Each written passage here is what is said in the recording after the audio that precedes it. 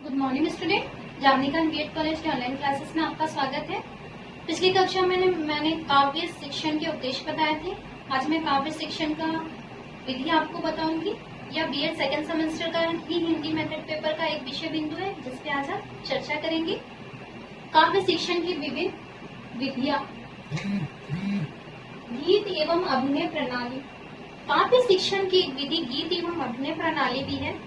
यह ज्यादातर छोटी कक्षा में बच्चों को कराया जाता है।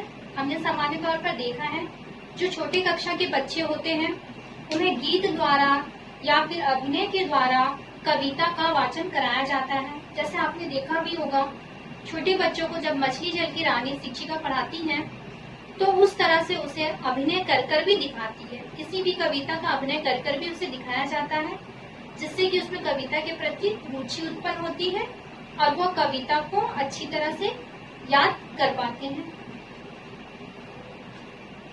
दूसरा है अर्थबोधन विधि।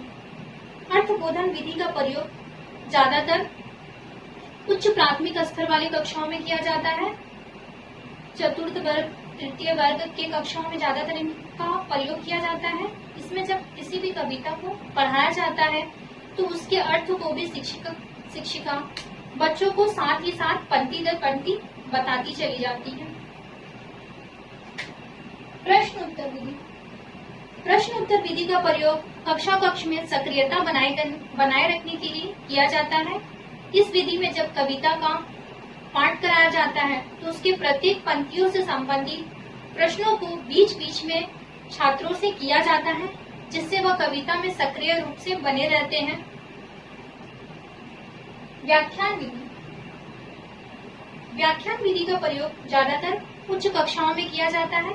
इस कक्षा में कविता के पाठ, आदर्श पाठ के साथ साथ शिक्षक उस कविता का संपूर्ण व्याख्या कर भी बच्चों को बताता है।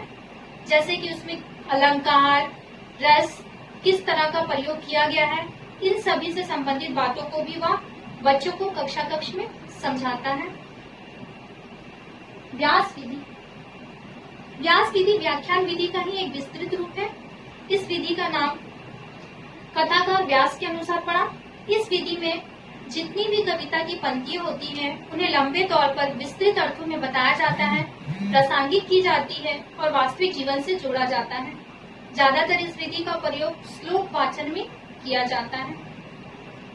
आशा करती हूँ काव्य शिक्षण की जो विभिन्न विधियां हैं आज हमने जाना, गीत एवं अभिनय विधि, अर्थबोधन विधि, प्रश्नोत्तर विधि, व्याख्यान विधि और व्यास विधि, इन सभी पे आपने सूक्ष्म जानकारी प्राप्त की होगी। इससे संबंधित विस्तृत नोट मैं पीडीएफ के द्वारा आप सबको उपलब्ध करा दूंगी। तब तक के लिए धन्यवाद।